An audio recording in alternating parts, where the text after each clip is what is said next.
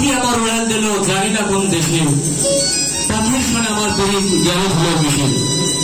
আমরা এবার যে পাখিকে উপস্থিত করেছি তার বাসার দিকে সরি তো এসে উড়ে যাওয়া পাখি নয়।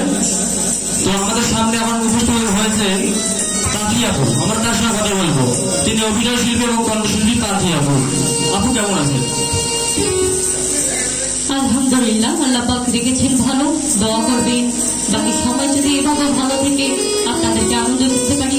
সকলকে আসসালামু আলাইকুম। সকলে কেমন আছেন? আসলে সবাই ভালো থাকুক, উপর আল্লাহর কাছে একটি চাও। আমি ক্ষুদ্র মানুষ, আমাকে কম বেশি দু একজন চেনে। গ্রামের মেয়ে মডেল পাখি বলেছি, ডান্স মূলত করি, গান মনে সুখে গাই। অভিনয় একটা পেশা ছিল, এখন হয়তো অবৃতেছি।